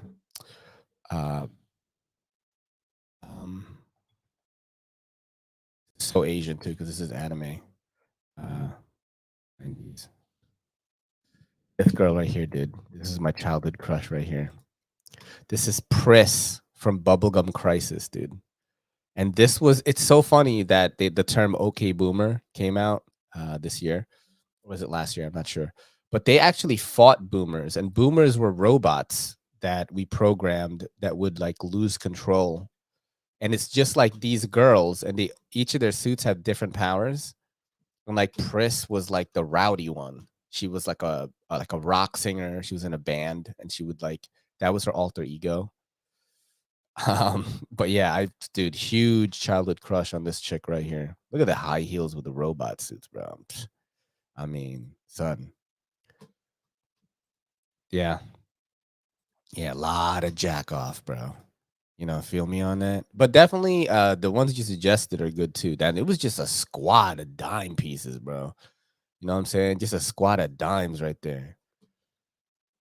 This is OG stuff, man. This is like, anime wasn't big when this was around. So this is one of the first one. I've been watching anime my whole life. Oh, this is Pris, like when she's a rock star. Oh fuck, bro. Getting hard right now.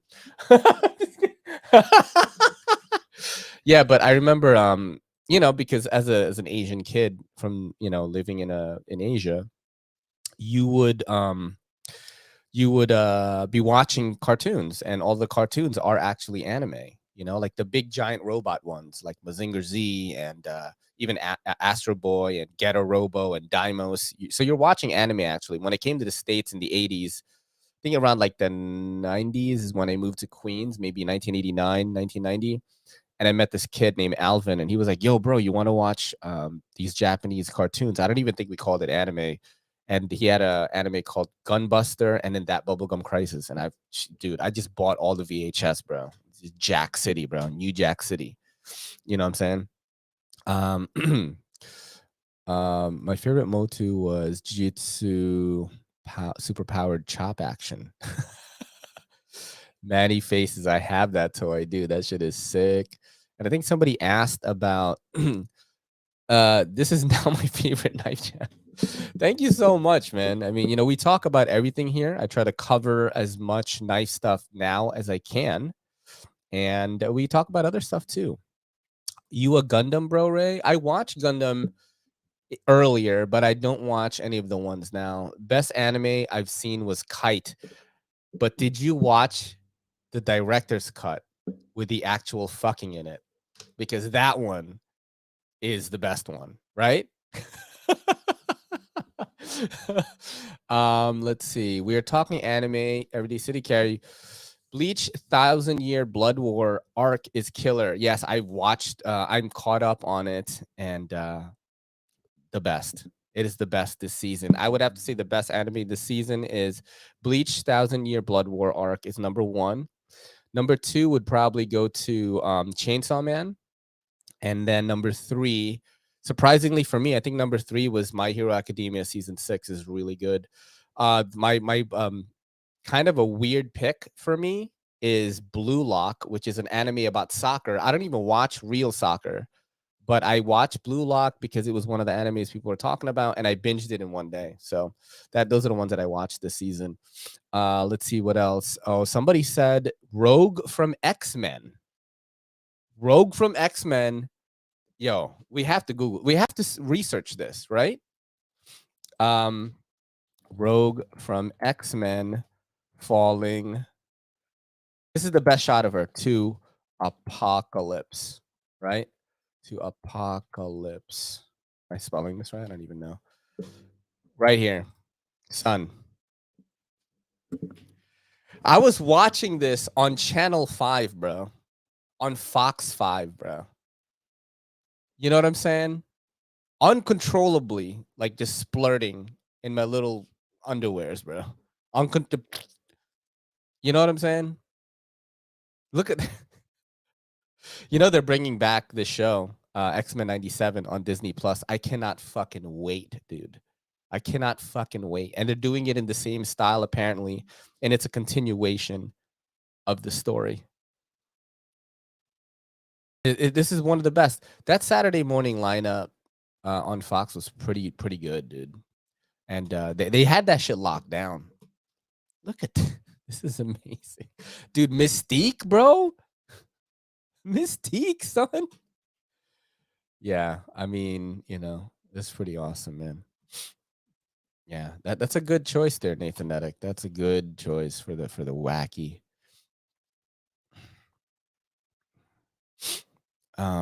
Let's see. Let's keep going. He said, "Yeah, crazy." Yeah, I watched that too. Everybody watched Beavis and Butthead. I think the more modern iteration is probably like South Park, right? It's like the crazy is like Bleach, Naruto, and One Piece are beginner animes. Yeah, but the new Bleach is not beginner. I think that is literally just it's just the best this season. Like I mean, I watched everything this season. I watched a lot, and it's literally the best. Watching Chainsaw Man with my kid kind of dig it. Oh, dude, how old is your kid? There's a lot of mature stuff in there. One Piece is my favorite, obviously, because you're a pirate, dog. That's why, man. I gave One Piece up to episode 45, and I just decided it's not for me. Rogue is hot. Major from Gits is hot too. Shogun Warriors for the win, bro. I watched that too. Let's keep going down. Witch Hagger from Voltron. Who is that? What? Just looking at hot chicks that we had crushes on, like as kids. Witch Hagger, Voltron. Are you kidding me, bro? Are you fucking kidding me? You're such a liar, dude. Witch Hacker from Voltron. Did she turn hot or something? Or like, yeah, what the hell? That's hilarious. Speaking of Gits, I loved the ScarJo Gits movie everyone hated. The fuck is Gits, bro? Fuck is Gits, dude? It's a show. Fuck is Gits? Oh, Ghost in the Shell. Yeah, I mean that too, for sure. The Major, bro, hot as fuck, dude. I liked it as well. I'm with you. I'm with you on that. Yeah, I think the best. I have to say this though, the best anime adaptation into a live action movie was Battle Angel, bro. That shit was so good. This shit was fire, bro. If you didn't watch this movie, bro, this shit was so sick. This movie right here. This movie was fucking crazy. Yeah, this movie was nuts. That is the best anime adaptation for a movie, and I think people don't give it enough credit that it did that. This is a crazy movie. Guys, we had a fucking great show, huh? We had a great show. We had a great show. I love Battle Angel, bro. What you mean? That shit was crazy. Are you one of those people that say like, "Hey, Avatar 2 sucks"? I'm like, "Did you watch the same movie as me?" I watched the original movie and I loved it. They stayed true to what the original movie was. Thank you so much, guys, for this morning. Your boys gotta keep getting jacked, so I have to get off now. I did almost 2 hours, which is crazy. I have too much fun with you guys. And remember Monday morning, I'm gonna do the giveaway. So we will do that giveaway. I want one of you guys in here to get that. I want one of the regulars to get this. Okay. Because it's going to be special. It's going to be a bunch of stuff included from the Knife Nerd Club from Blue Creek Knives on it. You're getting Spyderco Bradley 2, Cold Steel 8015, and a bunch of other swag and stuff that I'm going to think about throwing in there. You're going to get all these like tools, hanks. It's a big package. So I definitely want you guys, one of you regulars, to get that. So thank you so much, guys, for tuning in this morning. This was a really, really good one. And I hope you guys have a great rest of your day. That's what Nick Shabazz says, and I just copied it right now. Hit me up on the Instagram. Hit me up on Patreon. If you are a Patreon member, I want to chat with you on there. I definitely see those notifications a lot easier. And so hit me up on patreon.com/everydaycitycarry, or hit me up on IG. I hope maybe I'll see it, or on TikTok, maybe I'll see it. The notifications are crazy because, you know, your boy is blowing up right now. But thank you so much, guys. Much love to everybody. This is your boy Ray, and this is the Everyday City Carry saying peace.